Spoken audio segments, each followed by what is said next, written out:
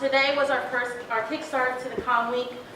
So thank you to the comm club and all of the students who started the first event. Seniors, remember tonight is senior night. We're going downtown to Box 63 for dinner tomorrow. I was making sure you guys remember. Dinner and dessert tomorrow. We're going to just give you a showcase of the two 450 capstone classes and the projects that they worked on throughout the course of the semester. So the first group can come forward.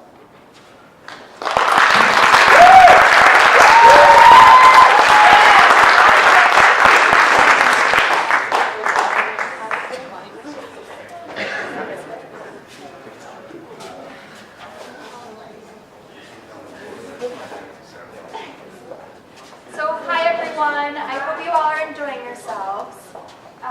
We are going to tell you about our capstone presentation today. My name is Sarah Gissel, and my classmates over here will introduce themselves and we'll give a couple shout outs to the people in the audience. But before we go a little bit further, I want to describe to you about a little bit what the capstone is.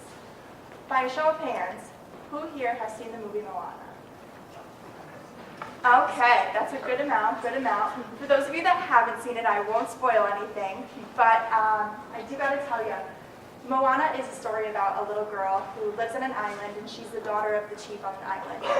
In this particular image, it shows at the very top of the island, there's a spot where each chief of the island will lay a stone once they're officially the chief of the island. So the whole entire movie is about her journey on getting there and her journey on finally being able to place that stone after all of her hard work and all of the conflicts that she faced along the way and overcoming those as well. So that's kind of what we're doing here. We are graduating seniors in a few weeks now. So in the past couple of years that we've been in the communication department and working so hard, we've gained a lot of skills along the way. We've made some great connections and great friends along the way. So we really teamed up together here to lay our final stone, capstone stone on our little calm island. So in the communication department, we have 3 specializations. We have the personal and professional specialization. We have the film, television, and digital productions. We call it the FPTD. FTD. So I always mess that up. And personal and professional communication as well. So in those specializations, the COM 450 class combines all of them so we can work and use all the skills we've gained in all the different ways to create a really awesome event. But I'm going to pass it on to Josh Cortez, who's going to tell you a little bit more about our specific project.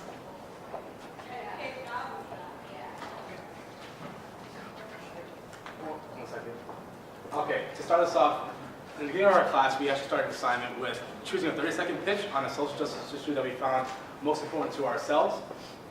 And through a process of eliminating things that we found were not the best suit, we found fostering the youth the most important in social justice issue that we found. So we looked at a huge demographic of people, like we looked at issues with racial injustice and gender inequalities, but we found that foster youth was one of those things that are very overlooked.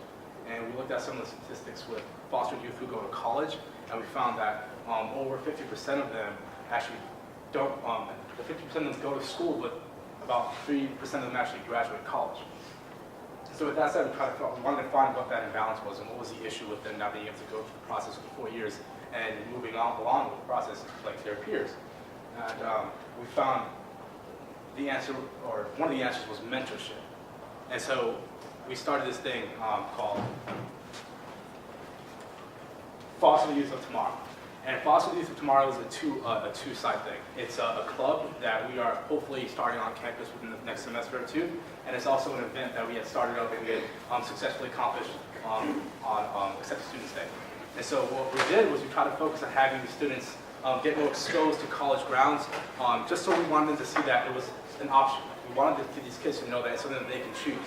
Whether or not they choose to do so is up to their discretion. But we found that students who are in foster care don't see school as an option for them. They don't see that as an option for them to move on with, especially with the college background. They are given, with DCF, they're given, I guess, a privilege or resources to be able to attend a 4-year institution.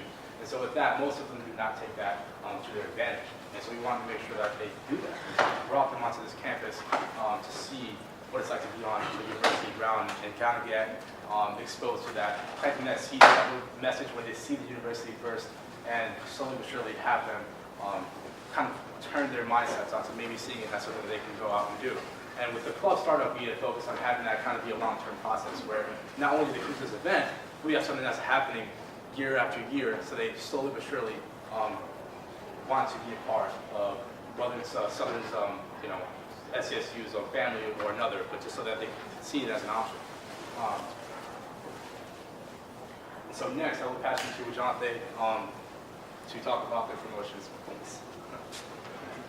No problem. Good evening, everyone. My name is Vajante Holden, and I'm here on behalf of the promotions team. We were able to accomplish so much in a short amount of time, so I just want to give a shout out before I go into what we were able to accomplish. I just want to give a shout out to Carolyn and the promotions team for really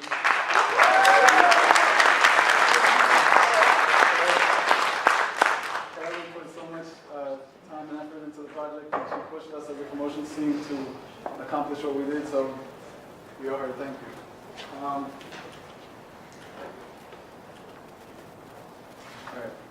So the first order of business in promotions, we were able to create a logo. We were able to create a logo here, as you see, the Foster the Youth of Tomorrow.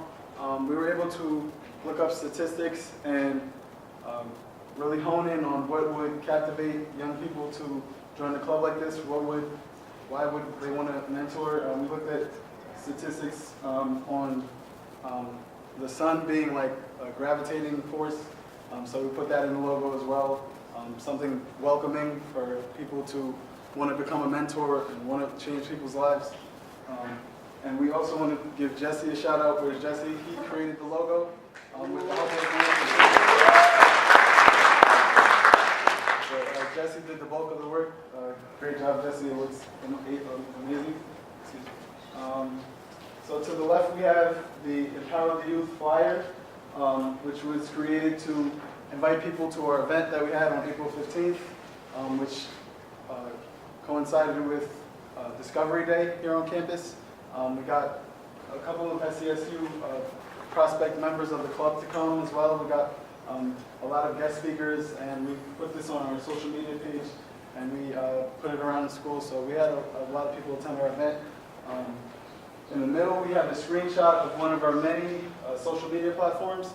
This is our Instagram page, and you can go follow us, FYT, SCSU, on Instagram. But we were able to obtain almost 60 followers within like a month and a half span, so those of you who use social media, you know it's kind of hard to keep followers. They're always unfollowing you and switching up on you, so we're just very proud of that as well. And to the right, we have the Foster the Youth of Tomorrow info session flyer, which we created to get about 50 SCSU prospect students, just to get information on the club startup, get information on the event, anything that we're doing, and to follow those social media platforms. They also send various emails to the long email, which my team says, Foster the Youth of Tomorrow, SCSU@gmail. So we're able to keep all these accounts running and reach out to the public and really get SCSU to know about our club. We're not done with promotions yet, though. I'm going to pass this along to my fellow promotions teammate, Elena Jambalai. Hi everybody, my name is Elena Jambalai. I'm also on the promotions team. So along with the logo and the club flyers and the social media, we also were responsible for creating vendor letters and sending those out to businesses in New Haven, which is a little snippet right here.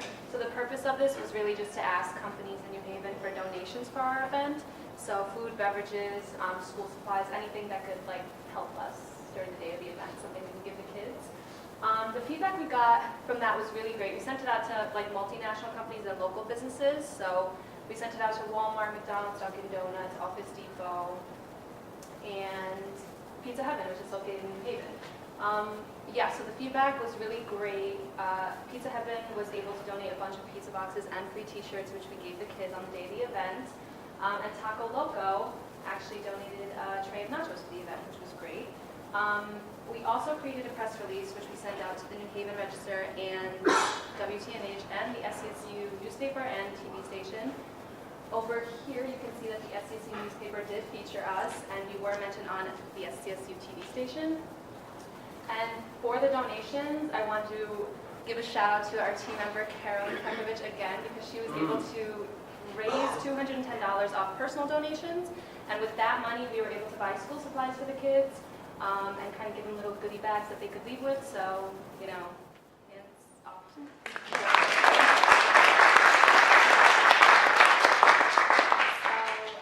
So the remainder of the money that was left over for that, we kind of just left it aside for the club, which is the Foster the Youth of Tomorrow Club. And I'm going to pass it off now to Imani Ward, where she's going to be going into more of the details about the club and start up.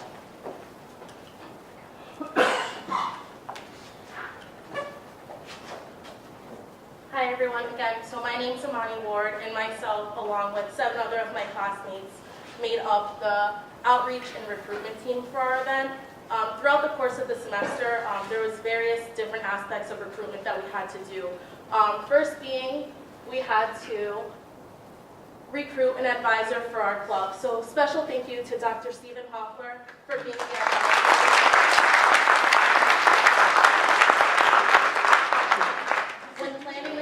When planning this event, we didn't want to just bring foster children to Southern and let them leave and that was the end of it. We wanted to create something with longevity. We wanted to have an impact on Southern's campus. So we decided to create a club, which is Foster the Youth of Tomorrow.